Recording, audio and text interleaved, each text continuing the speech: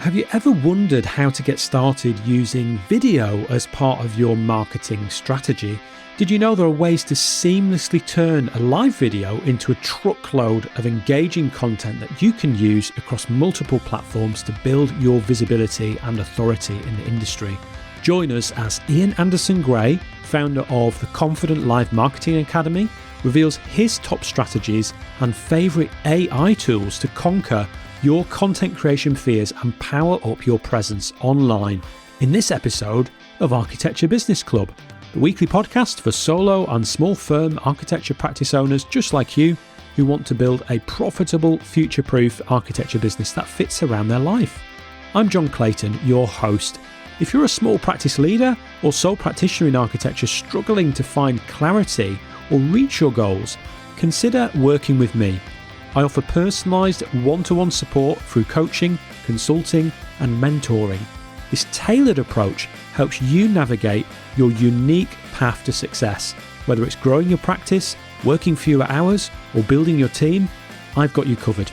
Just click the link in the show notes to book a call with me to discuss your options or email john@architecturebusinessclub.com for more information. Now let's discuss video marketing.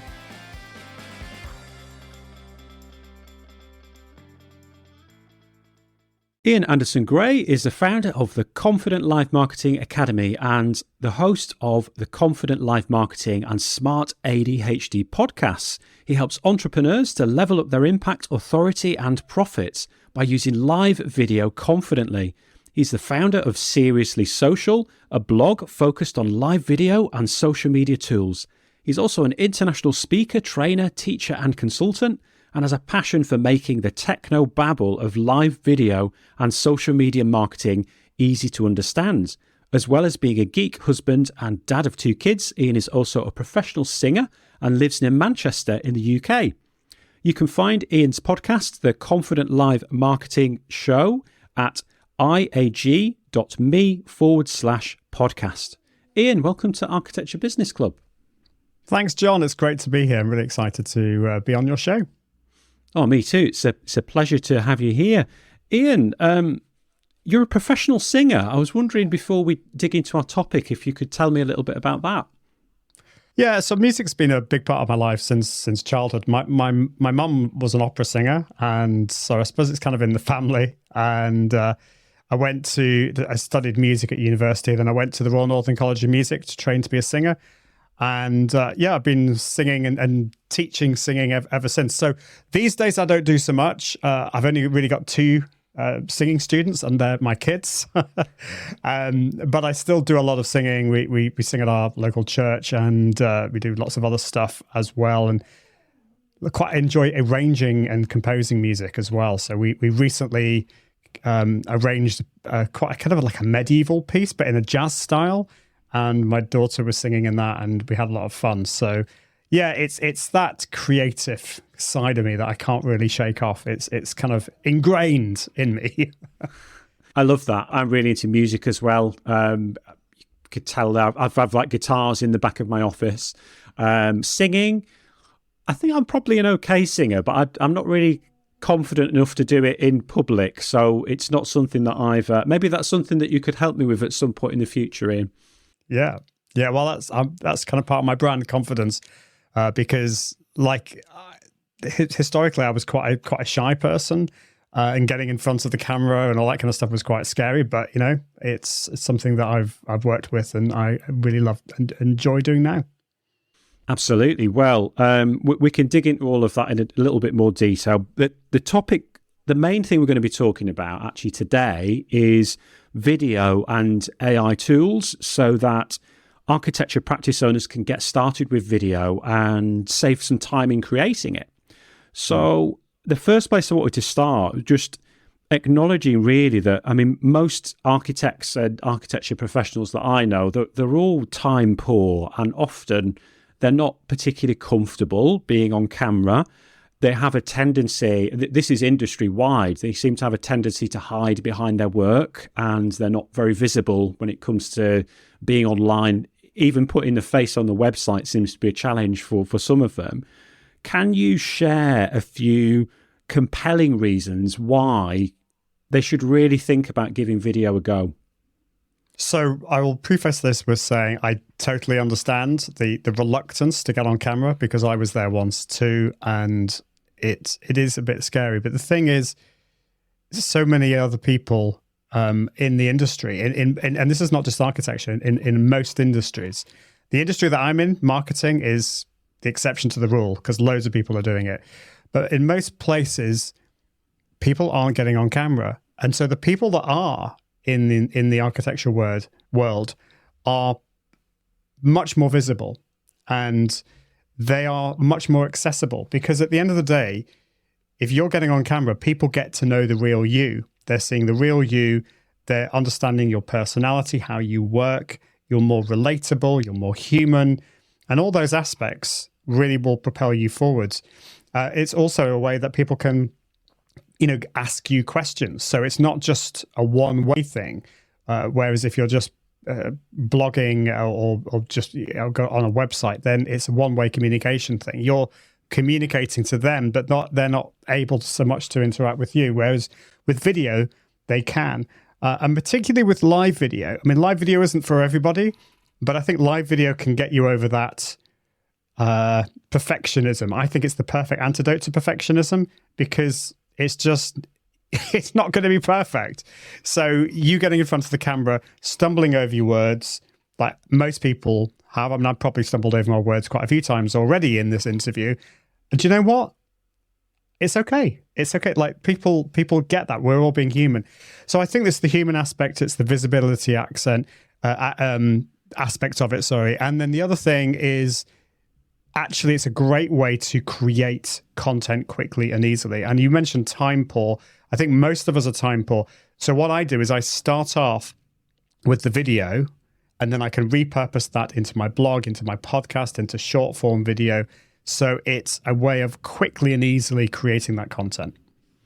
Wow. There's a number of great reasons to be considering it there. I think the point you made about not many people in the industry, and you said this isn't just in architecture, that if we just take out the marketing industry out of the equation, that in most industries, there's, most people aren't generally naturally confident to get on camera. It is something that doesn't come naturally to most of us. So even if we can do it a little bit, we're already going to be streets ahead of many of those other business owners out there. And there's a couple of other things you mentioned that I think we'll dig into in a little bit more detail with some follow-up questions in a few minutes. One of the first things I wanted to ask, though, was you mentioned about live video. And we can make live videos, or we can make pre-recorded videos that we record before and then publish later. I was sort of wondering if you could expand on the pros and cons of those two different methods of producing and publishing videos. Yes, well, there's a lot in there. I think that it's a good idea to create any of your videos either live or as if you were live, so pretending that you're live. So like today, this is not a live broadcast, but if we kind of pretend that, then it means that we're less likely going to stop and to be precious about like mumbling or stumbling over our words or whatever it is that we're doing. So the advantage with live video is that it's just one take and then that's it. So you've got it done in half an hour or 10 minutes or whatever it is. It's done. You've created it. And it also gives that immediacy and that accessibility to your audience. So they can actually ask you questions. It's much more two-way. It's interactive, which is great. It's also a great way to help promote your content to be visible as well. Live video is not quite like it was, say, 4 or 5 years ago, where all the social channels like Facebook and YouTube and LinkedIn would actually promote your live videos or other content. Unfortunately, it's not quite as easy as it was in those days, but you still have that accessibility, I think, as well. The downside with that is it is a little bit scary to begin with, the idea of going live. But the flip side of that, if you can get over those fears, it just means you're going to get it done and get away from that perfectionism. The advantage with doing it not live, as if it were live, and this is one of the main reasons why I've flipped my podcast. So my podcast was always done live for the first, say, 200 episodes. I now do it pre-recorded. And one of the reasons for that is my energy levels, because I find live is great, but I find it quite tiring if I do too much of it. So I need to be careful of that. But the main reason is that I can batch it. So when I have my guests on, I will record 2 episodes.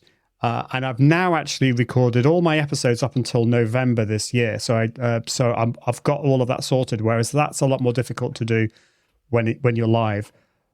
But I'll just add one extra thing. I'm so glad that I did it live, and I wouldn't change that for the first 200 episodes because I learned so much from that. And I don't think I could have got to the confidence that I have with pre-recorded if I hadn't had that experience doing it live all of those years. Wow, there's quite a compelling argument there for facing those fears and giving it a go. And I think that I kind of call myself sometimes a recovering perfectionist. That I've it's something that I've had to deal with, that I would have ideas and I would never get them out into the world because of my perfectionism, and it stopped me from doing an awful lot of things over the years. And I think part of that is the nature of, it's part of who I am, but it's also one of the things I was taught from my mentors in architecture was, the devil's in the detail. It's like, it's all got to be perfect. The design, the drawings, everything. It's like, we don't release it till it's all done. And that's kind of carried over into other areas of my life as well. And it stopped me from just getting on with things and giving it a go. And I remember the first live interview that I did, I was being interviewed on another podcast. And this was only like less than a year ago. And I was pretty nervous about it. But the host just said, John, I'm going to give you some tough love. Like, just get over yourself. You get on with it. It'll be absolutely fine. Like, it won't be anywhere near as scary as you think it's going to be. We're just going to have a conversation together. I'm going to look after you as the host. Like, don't worry. Nothing bad's going to happen. And you know what?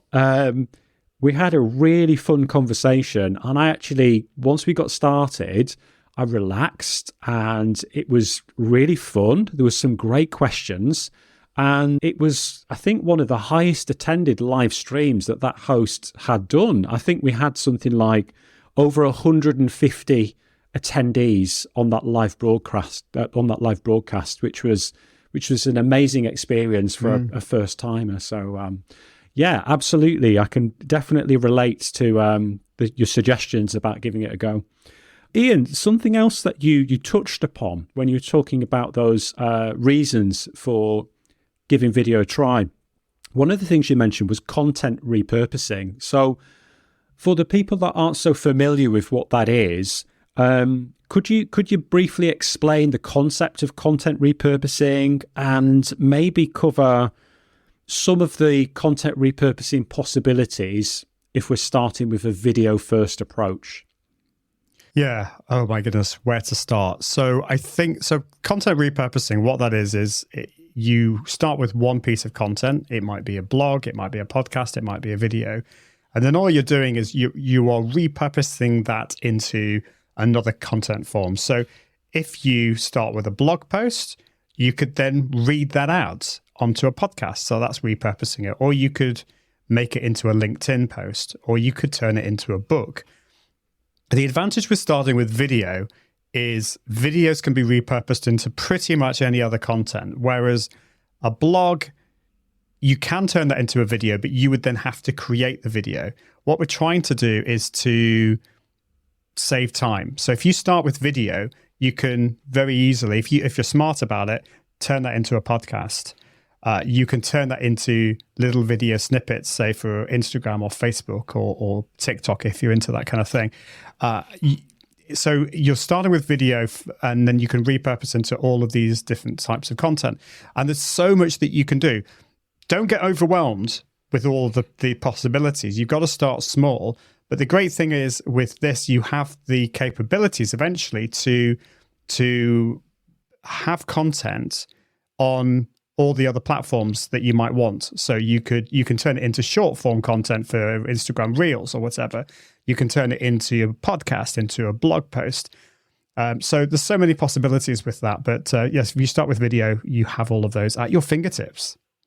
So cool. Yeah. And as you say, that once you start looking into what those opportunities are, those possibilities, they are almost infinite. As you say, if you start with video, there's like literally, I remember when starting the podcast, I was looking at how I would repurpose some of the content from the podcast recordings, and I had to rein myself in because I was like, well, I could do all these different things every single week, but I didn't have the time and resources to do everything. So I had to pick and choose what the minimum amount of content repurposing would be, and then what would happen later, time and resources allowing.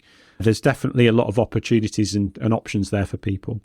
So potentially, there can be a lot of work in doing it, though, can't there, in that content repurposing? So it feels like a good time to touch upon how we could save some time with this content repurposing, because as much as there's a lot we can do, there are some smart things we can do to save some time in producing this repurposed content. And particularly there's new AI tools that are coming out all the time that can help us do that. Could you give us a run through of some of the tools that we can use and sort of explain how we could use those as part of content repurposing? Yeah, so again, I think start simply, but I think it's a good idea to use a tool like StreamYard or Ecamm Live or Restream that allows you to record your video, also your guest's video. And also, and I think you're doing this, John, that you can get separate videos for your guest and for you. So, for example, if I was to have a big coughing fit halfway through, you could just cut that out easily. So I think that's good. That's called isolated video. There's got lots of different names for it, but that's the first thing. So I use Ecamm Live, but StreamYard, Restream, those are all good. Oh, there's Riverside FM is another really good one. So I actually use that for my other podcast. And so that's the first thing. Then you want to be able to then edit it easily. So the tool that I use for this is called Descript or Descript, depending on how you pronounce it. And so what I then do is I just drag the videos into Descript. It then transcribes it. It uses AI to transcribe that into text. It doesn't always do it perfectly, but it's pretty good. You can then just quickly go through, remove filler words like ums and ers if you want to, or correct anything. And then what I do is I download that as a podcast, as a video, and you can also take video snippets out of it. I actually do some editing as well. So I will do, at the beginning of it, I actually ask the AI part of Descript, which is called the Underlord, apparently. And so it can doesn't always do this perfectly, but saves me so much time because it will find the highlights of that episode. And so I'll get little highlights, drag them to the beginning. I've got these little video snippets right at the start. So I download that as a video, download that as audio. I download the captions. I download the transcript as well, at which point I use the likes of ChatGPT. So I have a prompt ready to go, which takes all the information from my podcast, the show notes that have been generated by Descript, by Descript. And then I will ask it to create a YouTube description, a newsletter, Facebook posts, all those kinds of things. Now, it's at this point you have to realize the restrictions, or if that's the right word, of ChatGPT and the other AIs. They're not going to be perfect. So it's not, at this point, you can't just then post that out, put that on YouTube or whatever. You have to go through and make it, turn it into your voice and edit things. And I'm pretty good with my prompts for ChatGPT, but even still, I have to go through and I'll change it. But that saves me so much time. So I've recorded the video, put it into Descript, generate all that content, download it, generate all the text using ChatGPT. And then there's another tool that I use called Opus Clip. And Opus Clip is great because you just upload the video and it will then generate lots of vertical or square videos with captions, really engaging captions on there that you can then post on the likes of Instagram, TikTok, or YouTube Shorts as well. I could go on, but I'll stop there. There's so many things. Wow. That is pretty incredible what you've just described there. So just to give a recap on the tools. So for recording the videos, you mentioned a few different tools there. So there was StreamYard, which is the tool that I also use that we're using to record this episode. There was Restream, Ecamm. Yeah. Ecamm was another one, wasn't it? Yeah.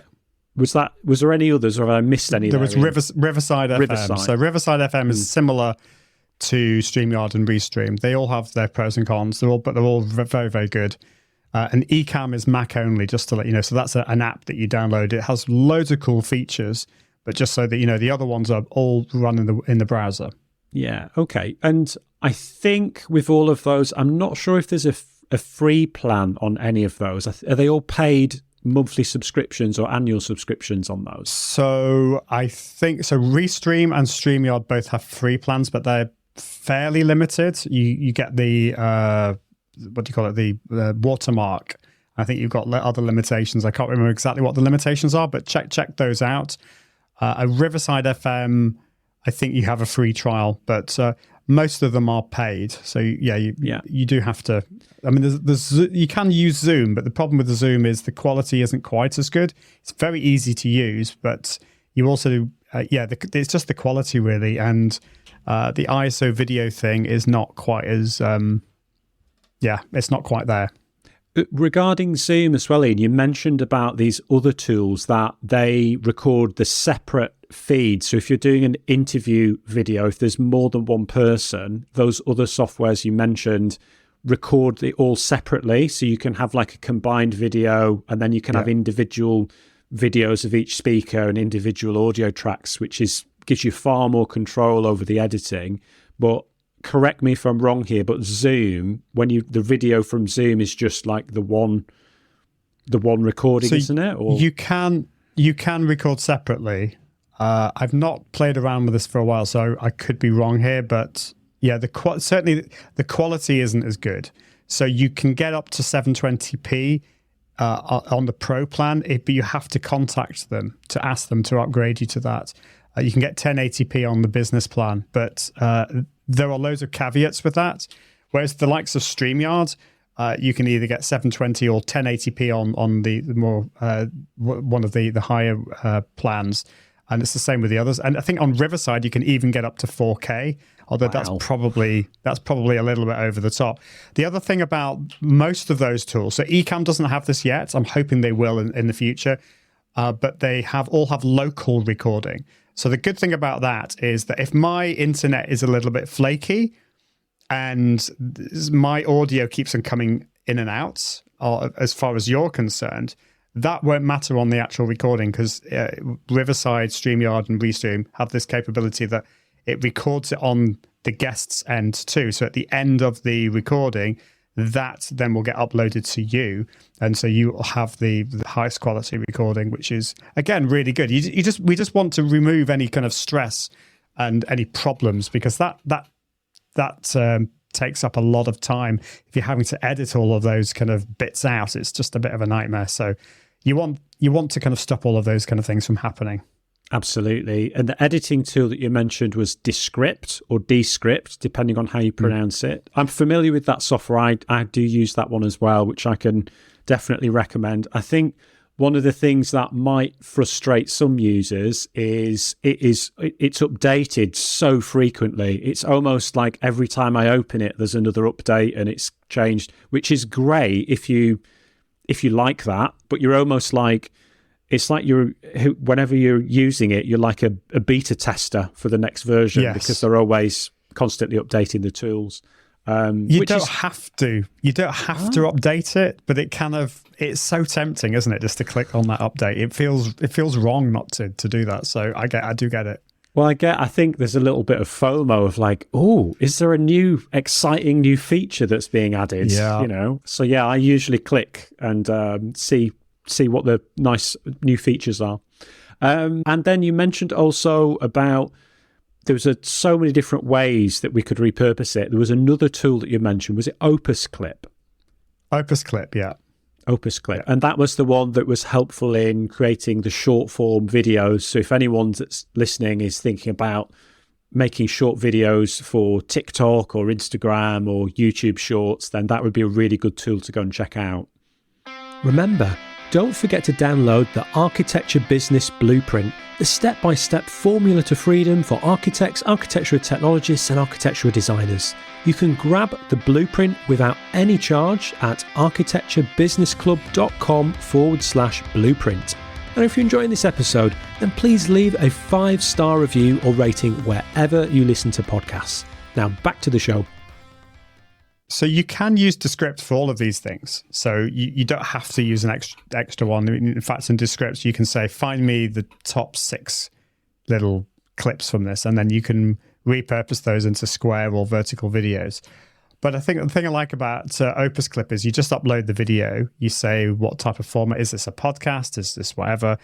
And then it will just come up with like 10 really, really good really good short form videos with. And I love the way the captions come up. They're just really engaging, and it's a really easy to use tool. So yes, it's an extra tool. You have to pay extra money for that, but again, for me, it's just saving time and getting something that's engaging. I'm going to say something really kind of almost blasphemous now. I really don't particularly enjoy short form content myself, so I don't really want to spend a huge amount of time on that. But I know a lot of people that do, and just because I don't like it doesn't mean that I don't want to create it, and I don't want to create content that some of my audience like. So that's why I do that, because I'm getting the best kind of impact from limited amount of time on it. That makes total sense. While we're on the subject of sort of AI tools and AI generated or assisted content, I mean, I've seen some really bad content that's been made using AI tools. So what are the common pitfalls of using AI tools, and how do you think we can avoid those? So what you put in is what you get out. If you're going to put a very basic prompt into, say, for example, ChatGPT. So, for example, you could say, "Give me a blog post on my latest episode, which is about a tower made of cheese." Then you're not going to get very much out of it, because it needs to understand the context. It needs to understand you. It needs to understand your tone of voice. It needs to understand your audience. It needs to actually know, say, for example, what your podcast is about. So giving it the show notes. You also need to tell it what not to do. So I actually plug into it all the words and phrases I want it to avoid, and I want to give it the tone of voice. So I've actually spent a huge amount of time on developing the prompts that I use. And it's the age-old thing, isn't it? You know, yes, I'm spending a huge amount of time creating and perfecting. Well, I don't want to say perfecting, because we're all recovering perfectionists here, but you know what I mean. I want to get the best out of it as possible, because that's going to save me a huge amount of time in the future. And now I've got it so that it's creating my newsletter and my blog post relatively well. But that's the thing. You can't just expect then just to post that out. And I think that's what some people are doing. They're just fully automating it. And while that's kind of cool, people can spot that. People can spot that it's generated by AI, or it's just not you, or there may even be some mistakes in there.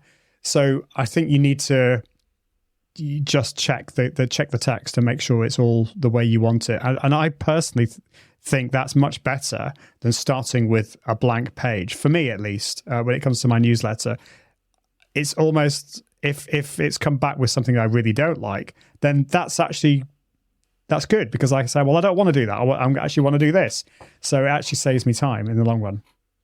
Yeah, that's really cool. So one of the things you mentioned there, Ian, was about how you get out of it what you put in, and that you've spent a lot of time and effort in the prompt writing when you've used tools like ChatGPT to get results closer to how you would talk and the words that you would use. So I guess that's one of the ways that we could use these tools in a more human way, because, you know, that's, after all, the type of results that we'd be liking to getting. Do you have any other thoughts on that, about how we can use these tools in a more human way?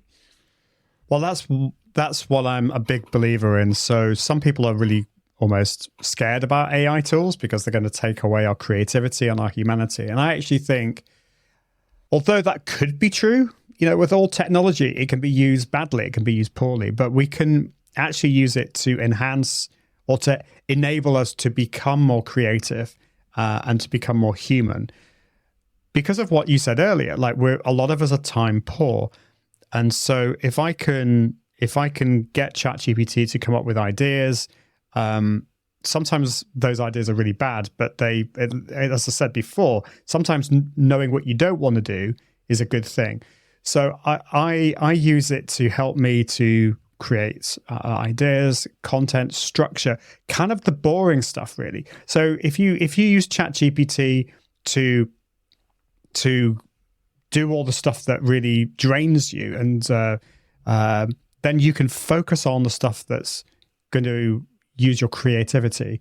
And so that's what I use ChatGPT with. I use it for structure. I use it to store information and to find information and to repurpose. And the other thing to say is that you don't always have to. So there's certain, I suppose it's really a case of there are different types of content. So there's the type of content where I don't really have a problem fully using AI is what I call functional content. So for example, podcast show notes. I don't think anyone really minds if it's fully AI generated because all they're wanting to do is just find information. As long as you're upfront about that, that's okay. However, a blog post, if that's fully AI generated, I have a bit of a problem with that personally. So that's why I would use AI in that situation to maybe come up with an idea of a structure. And then I can go in and actually make it in my own voice and do some of the research together with AI. So I hope that kind of makes sense. Yeah, that makes sense. So essentially, it's almost like rather than relying on the AI tools to like 100% create all of the content, what we're doing is we're using it as a way to leverage our time to do some of those tasks that may be things that are quite time consuming for us or maybe are not our zone of genius. It's almost a little bit like it's having an intern. Like it's like the AI assistant that you have that helps you to do the work. And then you can still polish up the edit. Like you mentioned about the blog writing, we could use it to help create an outline for a blog, but then we can go in and we can humanize it more with our own words if we need to and kind of finish everything off that way. But it could be a huge time saver. I think particularly if you're having a day when you're, we all have days where maybe we're not feeling so inspired and maybe there's an article that we've said we're going to write for our website or whatever. And it can help give you that kickstart, can't it, to make the process easier. Definitely. Cool. So, Ian, we kind of touched upon this a little bit earlier, but I'd like to run through it again. Could you perhaps share like a work example of how we could repurpose a single long form video? And if you can try and give an indication of roughly how long that process might take or how much it might cost to get assistance with it. I'm sorry, that's like 2 or 3 questions in one there. Well, I'll probably answer this when it comes to how I do my podcast, because that's fresh in my mind. I've just been doing that earlier today, in fact. So like as I said, the episodes, I record 2 episodes in 1 hour. So they're 20, 25-minute episodes. Sometimes we go a little bit over an hour, but I have a guest in that.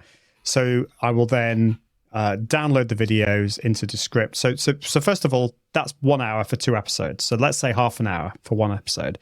I'll then download that into Descript.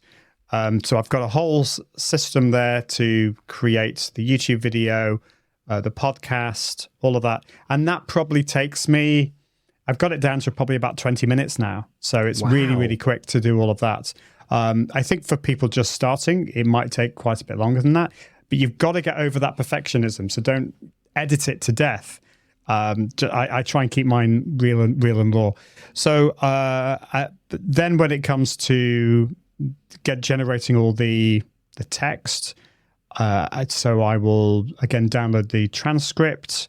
I will get Descript to come up with some show notes. The show notes aren't that great with Descript, so I have some prompts ready to go just to take all of that information and turn it into a YouTube description, a blog post, and other things. So I spend a bit more time with a blog post because I have to edit that. You don't have to, but that's what I do. But that's, again, all of that kind of is probably going to take half an hour to do all of that stuff. And then the final thing is, I think it's the final thing. I probably missed bits out, but there's Opus Clip. So again, I upload that to Opus Clip, and it gives me that usually within 10 minutes. Because I am a recovering perfectionist, I do spend a bit of time tweaking those, but I do know people that will just download them all without editing them, and they're kind of okay. But again, I would spend, say, another half an hour on that. Maybe less, actually, maybe more like 15, 20 minutes. And then the final thing, which I haven't actually talked about, are the images. So, like, for example, for the blog post, for the YouTube side of things, thumbnail, all that kind of stuff. So I use Adobe Express for this. I have templates that have already been created. You can use AI in that. I just upload my guest's photo into that, remove the background with one click, and then I can download that in square format, kind of rectangular format, and what's the other one? Anyway, 3 formats. Portrait. And download those. And so I have all of those stored. All of those assets are stored on a Google Drive. And then I have my VA will then email all of that information to my guests, so they have all those video snippets and all of that stuff to go. So yeah, in terms of time, I mean, anywhere between, including the time to record the actual thing, probably a couple of hours, maybe a little bit more. But you don't need to do as much as I'm doing. That's a huge amount of stuff. That's a podcast, that's a blog post, that's a newsletter, all of that in one go. So, and in terms of the cost, so obviously there's you have to pay for the recording software. So I mean that can vary between £20 and £30 a month. Descript there is a free version, but again you probably £15-20 a month. And then what was the other one? Oh yeah, Opus Clips. I actually can't remember. I got a good deal on that, but you can check that out. That's optional, but and then you can do a lot of the stuff with ChatGPT on the free version. But again, I pay for that because I use that all the time, and I also use Claude, which Claude has actually overtaken ChatGPT at the moment. So that's it's the world of AI. It's changing all the time. So quickly. Oh, that's been really good, Ian. Thanks for giving us a run through of that. I mean, you really have managed to get over your perfectionism, and obviously, you're a prolific content creator. I will caveat this to say that it takes me a good bit longer than that, but I think that's not necessarily, says more about me and still struggling to let go of some of the perfectionism. Yeah. It's I get that. And I think also it depends on, I've been doing, I'm on over 200 episodes now. So I think I'm a little bit, when it comes to actually creating the content, I've got a better idea of how this will be edited. So what am I trying to say? I'm creating it to reduce the amount of stuff that I have to edit, but I'm also, I'm still find this difficult, but I've got over myself a little bit, because the thing that I've heard is, people, really, they're not interested in, they don't really care if you stumble over your words. They're just interested in the content. And the people that are worried so much about stumbling over our words are us. So we kind of need to get over ourselves, which is hard, but you need to do it. Otherwise, you're going to spend all your time editing things to death, and you're going to spend all that time doing it, and you're going to get something that is less authentic at the end of it, which is not good. That's good advice. I'm gonna take heed of that advice, Ian, with the editing of my episodes. Well, this episode to begin with, and then we'll see if I can shave some time off the editing process. Yeah. What would be the main thing that you would like everyone to take away from this conversation? Well, it's just getting started, just doing it, and getting over yourself. I think the best place to start is kind of doing what you're doing, and is what I'm continuing to do today, and that is interviewing a guest is so much easier, because it's just like having a cup of tea or a cup of coffee at a local coffee shop. You're just having a chat. Whereas if you're doing it yourself, this is how I started. I started with monologues. That's a lot more difficult because it just doesn't feel natural to start off talking to yourself. So just get started. Get one of these apps like StreamYard, Restream, Riverside, whatever, and just start interviewing people. Yes, you do need to do some planning, but don't overthink it. I'm going to assume a lot of your listeners and viewers are recovering perfectionists too. So I get it, but just do it and start small with the repurposing thing. So maybe just get a few little video snippets from it, turn it into a podcast or whatever, but just maybe one or two things. And then over time, you can start to build that up. Have a checklist of all the things. And that's what I've done. I've started up with a checklist, and then the checklist has grown and grown and grown and grown and grown. So now I've got so many extra things that I've got, but I didn't start that way. So yeah, that's what I would recommend. Great recommendation. Was there anything else, Ian, that you wanted to add about the topic that we haven't covered already? No, I think there's so many things. We could go into so much more depth. There's so many tools that are coming out at the moment that you could play with. There's generative AI tools. I mentioned Adobe Express. There's Midjourney. There were other editing tools that you could use, but like, try not to get sucked down the rabbit hole and spend all your time. If you're like me, you'll spend all your time playing with the tools and actually not get the work done at the end of it. And we're trying to save time. So yes, just plan it out, start small, and over time you can grow. But you got to get started. So yes, embrace your flaws, get out there, and just look at some of my early videos. If you want to laugh, look at my go to my YouTube channel and look at my. I don't know why I'm telling you this. Go back and have a look at my first few videos if you want to be encouraged that you can get better, because they're pretty dreadful. Yeah, I've heard a lot of people say that like your first 50 videos or whatever are going to be pretty bad and not too good. But that's the thing, is it's the taking action and doing it. That's where you learn. You know, if you get out of if you stay in your comfort zone, you're never going to grow. So if you can be brave and give a new thing a try, whatever that is, then yeah, you can surprise in what results you can get. This has been great, Ian. I want to ask you one more question. It's nothing to do with the topic. It's just a regular question I like to ask all of the guests. I love to travel and to discover new places. I was just wondering if you could share one of your favourite places and what you love about it. You used the word one. That's so hard because I love to travel. There's so many different places. I mean, I went to Nepal once, and that was beautiful. I also love San Diego as a place.